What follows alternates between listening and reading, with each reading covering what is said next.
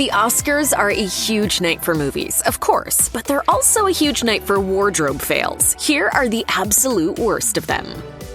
Most of us can relate to loving a big, flowy pair of pants. Evidently, Julianne Hough agrees, as she strutted down the red carpet moving her jumpsuit around to show off that it was, in fact, pants and not a gown.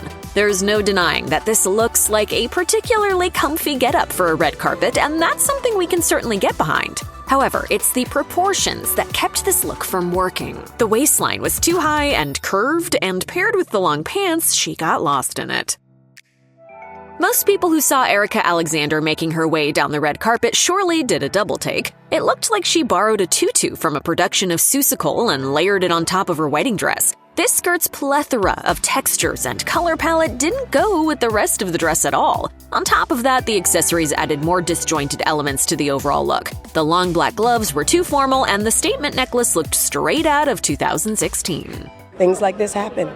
Composer Laura Karpman arrived on this year's Oscars red carpet with a Best Original Score nomination for American Fiction in tow. However, just because you're a musical icon doesn't mean that you need to dress like something straight off the dance floor. This disco ball-inspired ensemble is just plain over the top. From the platform shoes to the excessive accessories and the head-to-toe glitter, this look required some serious edits. This silver glitter-covered coat may have been a great look if paired with something a little more subdued underneath.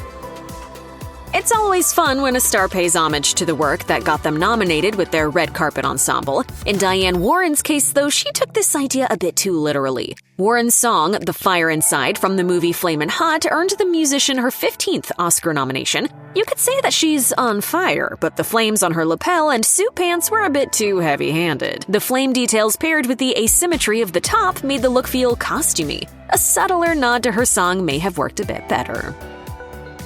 A bold print is always welcome on the red carpet. When it comes to a big pinstripe, though, that's one print that's particularly tough to pull off. Justine Triet's pinstripe suit just didn't feel like the right look for such a prestigious event. A different, more interesting print, with a dressier top layered underneath, may have made the ensemble work better for the occasion. Some bold accessories and a different hairstyle could also have helped to make Triet look a bit more elevated.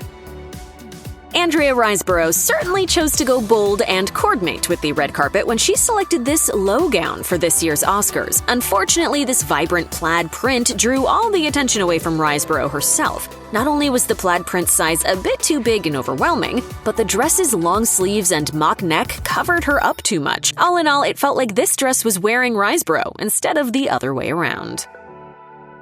Billie Eilish has been a red carpet staple at nearly every award show this year. To be fair, her Oscars ensemble was one of her better looks this season. The star has a fondness for playing with unique proportions and rocking oversized garments. In the case of this Chanel look, though, it felt a bit too casual, and the silhouette looked out of place, as she herself put it. I don't know, I'm giving like a little librarian thing. I'm happy about it.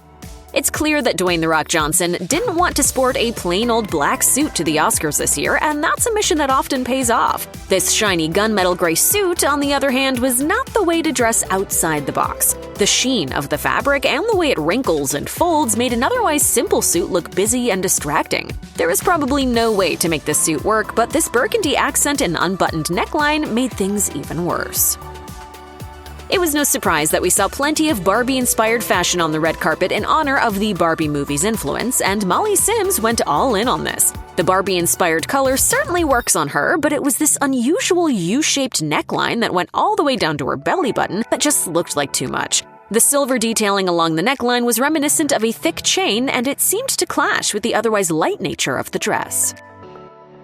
Ariana Grande may have been all dressed up, but she looked like she rolled right out of bed and brought her bedding along with her. The massive, puffy sleeves of her dress could have been interesting, but in this pale pink shade, it looked overly sweet. Grande has been known for her beauty evolution over the years, but her new super light blonde locks and a curled ponytail just made this outfit look like she was heading to ballet class.